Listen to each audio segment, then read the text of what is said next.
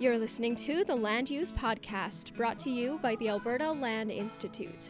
It could be as small as just one tree or a wetland complex. All of these are ecosystems, and then they provide various benefits to humans. It's easy to say that, hey, we need growth, we need to develop, we need housing, which is all true. We need all of those things. But just think that what we're developing is permanent. We really do need to think about how we can keep ecosystem services within our communities for the benefit of future generations. Hello and welcome back to another episode of the Land Use Podcast. My name is Aisha Wu with the Alberta Land Institute. Today we have a great episode about ecosystem service values, but before we start, I would like to acknowledge that the University of Alberta, its buildings, labs, and research stations are primarily located on the territory of the Nihio, Niitsitapi, Métis, Nakota, Dene, Haudenosaunee, and Anishinaabe, lands that are now known as parts of Treaties 6, 7, and 8, and homeland of the Métis. The University of Alberta respects the sovereignty, lands, histories, languages, knowledge systems, and cultures of all First Nations, Métis, and Inuit nations. Ecosystems and natural spaces have many benefits to individuals and the environment, and are key to mitigating the effects of climate change. How do perceptions of these ecosystems and their benefits affect how they're incorporated into urban environments? Urban planner Nick Baran is here with me today to discuss his research on how ecosystem service values affect green infrastructure and urban development. Thanks for being here, Nick. Do you want to introduce yourself? Yeah, for sure. I'm Nick Baran. I'm a planner and development officer right now at Lacombe County.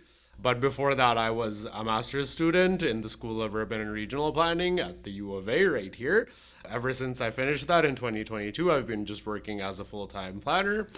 But we're here, I guess, to talk about my research. So in my master's, I did do research on ecosystem services and urban planning, and that's really what I'm interested in, even though I'm a rural planner now. It is still very interesting to me, so I still have that passion in my heart. That's awesome. Yeah. So before we dive into the research, do you want to tell me what ecosystem services are? For sure, yeah. So ecosystem services in the simplest terms are basically benefits that humans get from ecosystems. In the simplest terms, that's like how it's defined.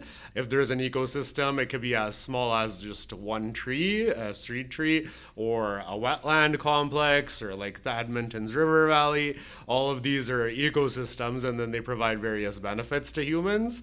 And so basically what ecosystem services is that understanding those benefits to human society and how we can like better understand what value ecosystems give us. So Okay. yeah. Could you give me some examples of ecosystem services? Yeah, for sure. There's four major categories of ecosystem services that scholars have characterized.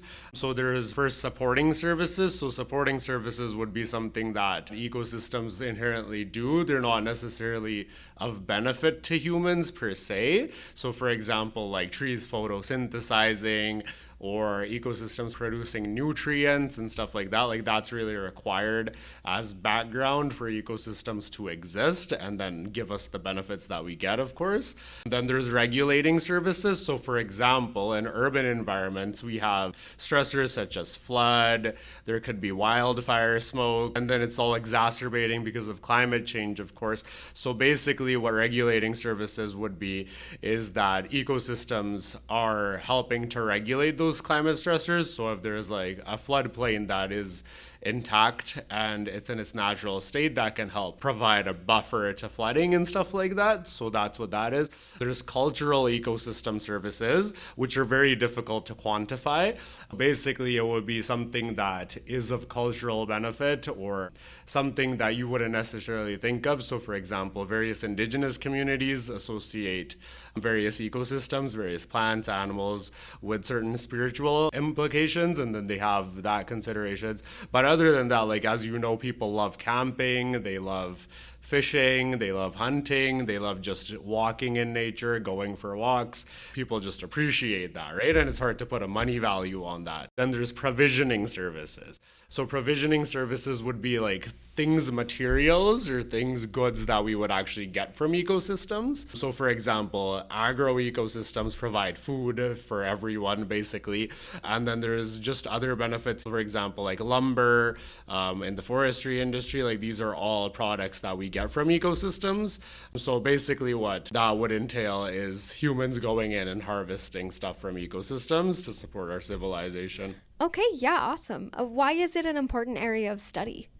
It's very important to understand ecosystem services because ultimately, like how the environmentalist movement started in the 70s was just that, hey, nature is important. It's important just because it is, right? It's just nature and we need to preserve it, right? That was the main arguments. And then when you look at it though from an economic standpoint or a social standpoint, then people would be pushing back. They'd be like, well, we need to feed people, we need to make money, like all of these other things. There's politics behind it. So it's really hard to convince people that ecosystems are worth preserving or they're worth enhancing for humans because they don't inherently see the benefit that they provide. So basically the importance of the ecosystem services concept is that, hey, this ecosystem exists and it actually provides benefits for humans, and here's how we can study that and maybe potentially quantify it or provide it in a format that decision makers can value rather than making it more of a philosophical or ethical argument. In terms of when it comes to politics and decision making, we can actually say that, hey, this tree stand in Castle Downs provides this much benefit for the community, Right, yeah, it kind of gives you language Yeah. to talk about it, kind of a way of Exactly. packaging those ideas for increasing public acceptance. Exactly, yeah. Okay, yeah, that makes sense.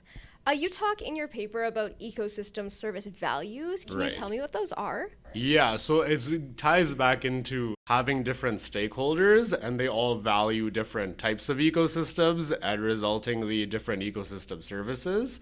So say you're a developer and you're developing a new neighborhood, right? In Edmonton or Calgary, and basically you want something that's going to help your business, that's going to help your development sell, it's going to help you sell lots.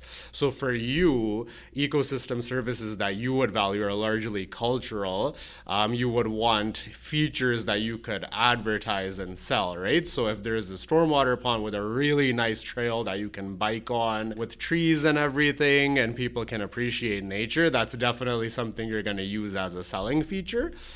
So you would want big trees really quickly and things that would attract people for that reason. Or if there's a natural amenity, you would definitely advocate for that. If there's something that potentially doesn't benefit you in the business case, of course you do your cost benefit analysis. And if it doesn't make sense to retain a tree stand because you can make way more money having lots, then obviously that's a trade-off that developers consider. When you're the city of Edmonton though, your priorities are a bit different, right? So you're looking at the stormwater pond in the case of flood mitigation, in the case of stormwater purification, and other things like that. So you do value the cultural ecosystem services from it, of course you do. But there's other things that you are also looking at that the developer doesn't necessarily value per se. They would understand it because it's a part of regulation. So yeah, that's basically what ecosystem service values are. So for example, if like on like an individual level, if someone's really interested in camping or like going for walks or skateboarding, for them a trail system through a natural area would be awesome, right? But if someone else is, say, more spiritual and then they like trees for another reason, right? For them, like they have different sets of values. So they value that same ecosystem for a different purpose. It does get into the social sciences. Like there is this ecosystem that exists and then different people based on their backgrounds would value it differently. Right, I can see that for sure. And from what you were saying, I can see how it might play into planning, in that if the government's saying we need X many trees and developers are saying, oh, well, it's cheaper to get rid of the trees, then it might be important to put that into some kind of planning. Do you want to talk about the other ways that ecosystem services interact with urban planning? Yeah, for sure. Basically, what I studied is just understanding how ecosystem services implicitly. So, for example, if you're a planner at the city of Edmonton, you might not be thinking that, oh, this land that we're taking as environmental reserve does provide all of these ecosystem services.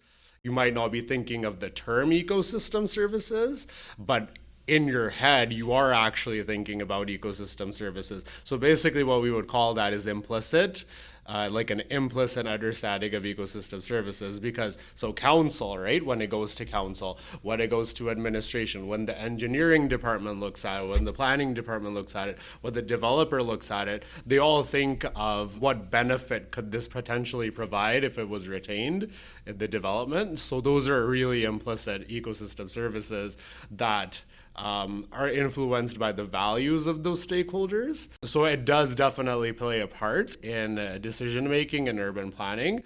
But the thing is that it's not necessarily always in the concept or framework of ecosystem services in academia how we would think of it, but it does exist. So that's really what I looked at, is like, is it explicitly mentioned or is it implicitly mentioned? Is it important that it's explicitly mentioned? Well, that's the thing. So when it is explicitly mentioned, it does put it into a framework that we can understand it holistically. So we're not just siloed in one understanding of what benefit this provides. We can see like the bigger picture of like there are regulating services, there are cultural services, there are like all these benefits, or there might not be benefits, right? I'm not saying that it would always be perfect. There are also ecosystem disservices. So for example, if you have a tree stand that's retained or a wetland that's retained, it could produce mosquitoes or ticks. So there are definitely drawbacks to every ecosystem approach, but of course it's a balancing act, right? So you would have to balance the ecosystem services with the disservices. And for some people, what an ecosystem service is could be a disservice for someone else. That's where ecosystem service values get really complicated. Yeah, that's really interesting. I guess it's really important to have that language for the research part of it. Exactly, okay. yeah. Okay, that makes sense. Can you talk about what green infrastructure is? Yes, so green infrastructure is in an urban environment, any living infrastructure, so any ecosystem, I would just say, that provides ecosystem services to that community. The way the term came about in scholarship is in engineering, the term infrastructure just refers to like pipes or roads and things like that. That would be termed as gray infrastructure, as that they do provide services, right? So like stormwater pipes, obviously water drains into them, and then that's how our houses don't get flooded. That's a service. It is a gray engineering solution. So basically where the term green infrastructure came from is that, hey, what if we use ecosystem-based approaches to solve some of the problems we're seeing in urban environments? And so the whole idea is to use living infrastructure. So like in the urban environment, different types of green infrastructure could be street trees. So that would be part of the urban forest. And as you know, in the city of Edmonton city plan, it's really prioritized of planting an X number of trees until we get to the population of 2 million. So that is an example of green infrastructure. In our Alberta context, definitely stormwater ponds and naturalizing those, constructed wetlands, creating those would be another example, or retaining existing wetlands. Of course, there's challenges to both of those approaches. That would be another podcast on its own. There are other approaches that I did look at in my research that aren't as common in Alberta. So that would be, for example, green roofs, which are gaining popularity in Toronto and other parts of Canada, such as BC. So that is an interesting approach. It really hasn't been widely uptaken here for climate reasons. But there's also other approaches such as rain gardens and bioswales, which are really common now in BC and the Lower Mainland and the island as well, which again haven't been that widely uptaken. There are a few examples, but not that many. So what did your research look at specifically? Yeah, so in my research, I wanted to understand how ecosystem services values are implemented into urban planning and development and how that translates to on-the-ground action. So I did pick 5 case study municipalities. That was the district of Saanich in BC. Right next to it was the city of Victoria. Those two kind of overlapped a lot because they are very interrelated and very close. They're in the same region, of course. There's 13 municipalities in that region, but these two are the main ones, of course, near the core. And then the city of Edmonton, city of Winnipeg, and city of Fredericton. So I did try to get an east to west span of these municipalities throughout Canada. And yeah, it was really interesting. So I basically interviewed key stakeholders in these municipalities. So that included everyone from city planners to city engineers, consulting engineers, land developers, even councillors or watershed organizations. So I did try to get a wide perspective of different views and understandings of green infrastructure and ecosystem services. Basically, what I was looking at is how does the ecosystem service values of these stakeholders influence the green infrastructure that is actually implemented into development on the ground. And so, yeah, that's really what I looked at in my research. Interesting. Okay, so Yeah. why did you choose those specific places? Yeah, it's a good question. Canada is a vast country and we have various biomes. So the research case studies that I picked were specifically intended to span a variety of biomes in Canada. So when you look at Victoria, it is a very different temperate rainforest climate than Edmonton would be, which is a prairie city, but it is also in the transition area, like Aspen Parkland area of Alberta. It transitions between boreal to the north and then more grassland ecosystems to the south, whereas Winnipeg is completely in the prairie and it is very flat. Not saying that Edmonton isn't, but it is a better example of a classic prairie city. And then Fredericton, of course, has a very different context, being located on a semi-tidal river and then also being in a forested context. The reason I picked these 5 municipalities was because their contexts naturally were different, and then also from a development standpoint, they are very different. So as you know, Edmonton has had a lot of development pressures, a lot of growth in the past years, whereas Winnipeg, in contrast, has aging infrastructure, more sluggish development. There are bursts, but there are very quiet periods as well where there could be more development happening and everyone would like more development to happen to fund infrastructure replacement and stuff like that. So they are like very different contexts in terms of development. And then Fredericton, of course, it does have the potential for development, and new development does occur in greenfield or infill realms, but it is, of course, different than Edmonton or Winnipeg in its context. And then the reason I picked Victoria and Saanich is because they're completely different. They don't have any more land to develop on, so there's very few greenfield development happening, and most of the development is intensification and infill development. So it just gave like a different perspective of like how you can implement ecosystem services in a context where it's so heavily urbanized already. Absolutely. So Yeah. what were some of your key findings? Yeah, so the key findings were that different stakeholders definitely do have different ecosystem service values. And what I found when I was doing my literature review is that there's very little research that actually looks at developers. So there's a lot of research that was looking at the public agents and institutions. So that would be city planners, city engineers, other administrative people in the city, also elected officials from these cities. But there wasn't a lot of research that actually looked at the people who are actually driving the development, which is the developer. So that's really, I think that's one of the novelty of this research, is that I definitely honed into that a bit more and understood where they're coming from as well. It's easy to categorize developers as, you know, they want to make money and they're only in it for the profit, which is, I mean, that's definitely true, but they do have their values, and that does influence how ecosystem services are implemented into the urban fabric. So we do have to understand that as well.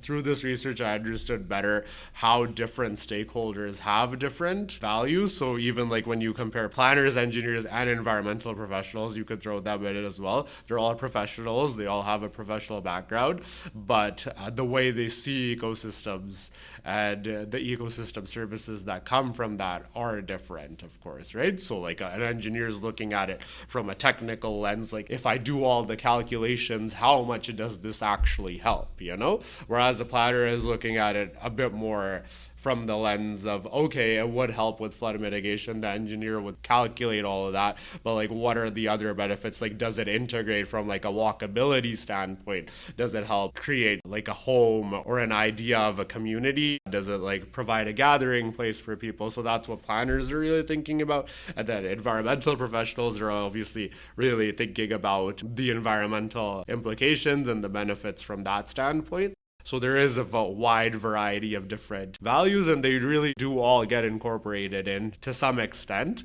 The other key finding was that there is a difference between different green infrastructure that's implemented in different municipalities, and it really comes down to their contexts. So, for example, in Edmonton, new developments, if there is a really significant environmental feature, you would try to retain that.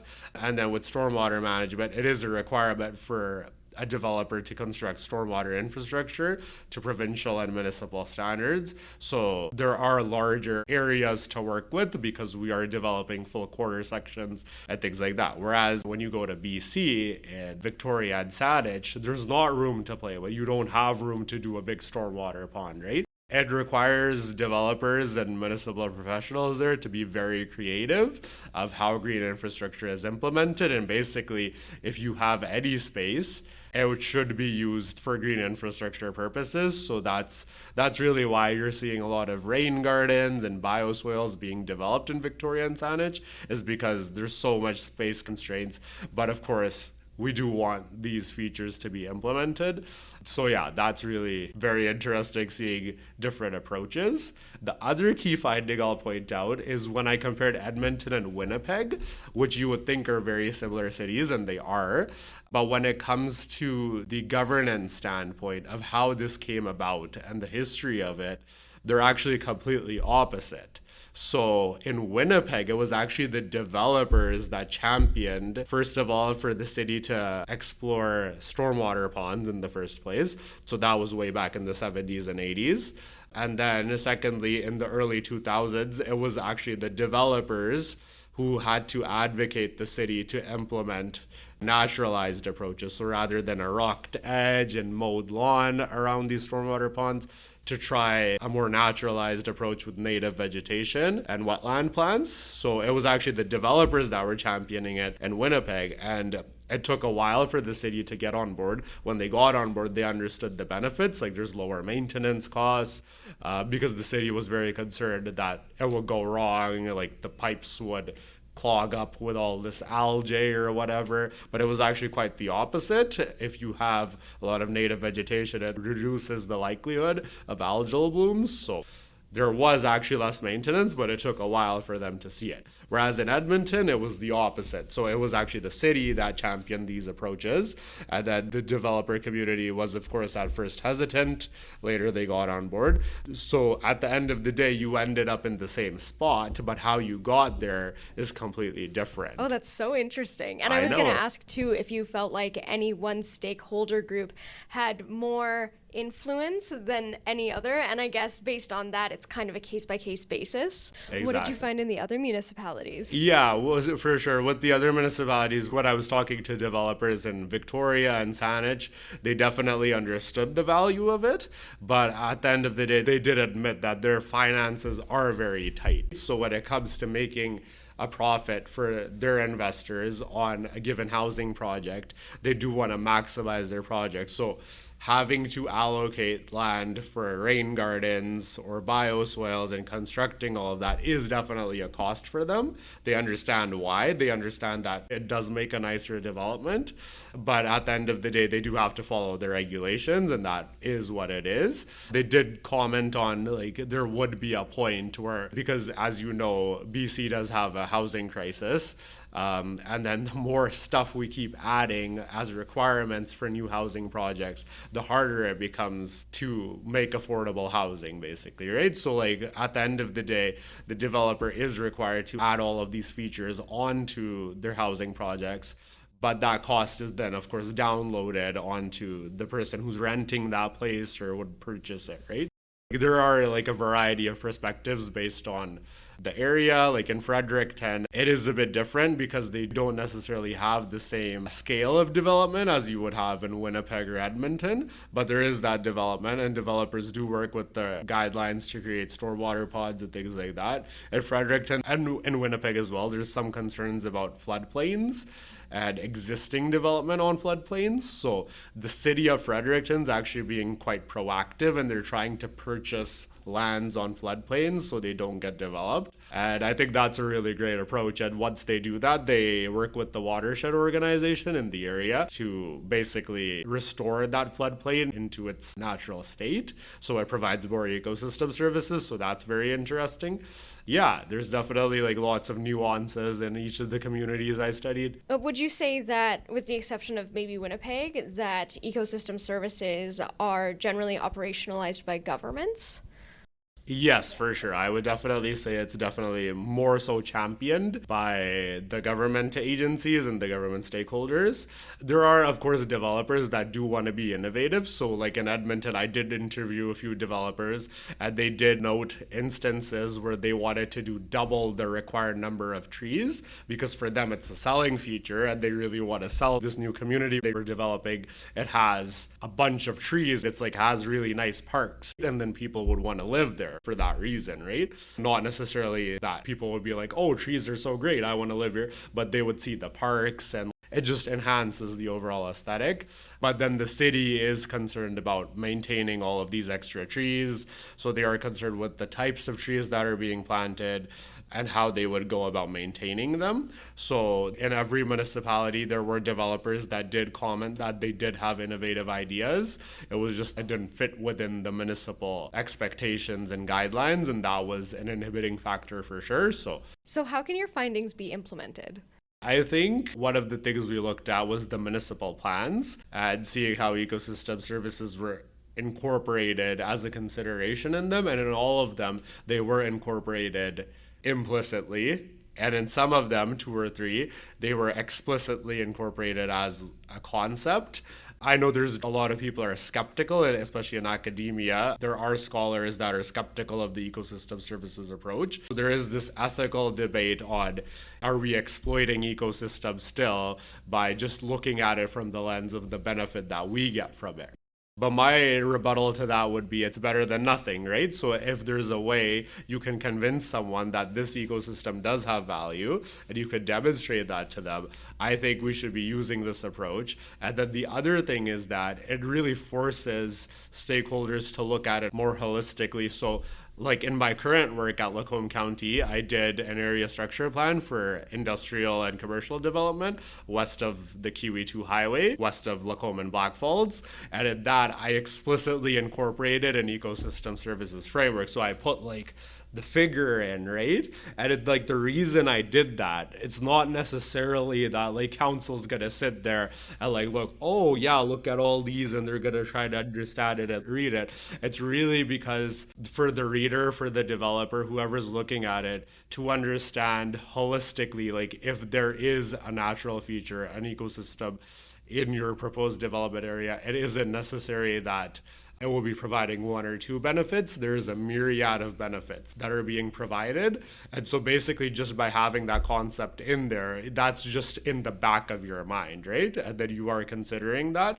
And that when you are doing an analysis as a planner and providing recommendations to council, these are things you can, of course, talk about, add to your council report that this development does have 5 acres of a really important wetland, and then you could kind of go into like just like even a sentence or 2 about the benefits of that wetland so they understand why it's being preserved in the development. So I do think like the implications of this research are that there are benefits of an explicit ecosystem service framework, and we did find that in the case studies we looked at in the municipalities that explicitly mentioned it. For example, the city of Edmonton or the city of Victoria, within administration and within council, there was a higher level of understanding of the benefits that ecosystems provide, and then also more forward-thinking approaches when it came to implementing them. Interesting. Yeah. So it's almost a communications tool. For sure, yeah, exactly, yeah. How can others build off of this research? I think there is definitely more knowledge gaps that emerge from any research that's done, including this one. So like further research could definitely, of course, I touched on the development side of it and the development industry's views and things like that. A more thorough analysis could be done on the processes themselves and how development actually occurs, and getting into the policies and regulations of development. So that would be one area to look at that would like further hone in on different areas we could incorporate ecosystem services in and how green infrastructure could be enhanced in our communities. So that's definitely an angle that like there could be multiple papers coming out of that. In terms of ecosystem service values, we did look at key stakeholders. One thing that could be done is looking more broadly at community perspectives, at what the community thinks in different parts of Canada and whether they value different things, because I'm sure ecosystem services that someone would value in Edmonton or the community as a whole would differ than, say, Vancouver. They are very different contexts. In Vancouver, you could just drive half an hour and go hiking, for example, right on a mountain. Whereas here, that's not necessarily something you could do. So what people value definitely differs based on their context, of course. Yeah, definitely. So before we wrap up, do you have any concluding thoughts, or is there anything that you wanted to talk about that we didn't get to? I think we covered everything. But in terms of concluding thoughts, I'd just say that it is very interesting to study ecosystem services in the context of Canadian cities because, again, Canada is growing very fast. We are, if you look at it per capita, one of the fastest growing countries in the Western world due to our high immigration numbers. So our cities are growing really fast. It's easy to say that, hey, we need growth, we need to develop, we need housing, which is all true. We need all of those things. But just think that what we're developing is permanent. There will be infill, there will be new buildings, but the overall layout of our communities, that's permanent, that's like done. So we really do need to think about how the future is going to look and what we're actually removing from our environment and how we can find ways to potentially keep ecosystem services within our communities for the benefit of future generations.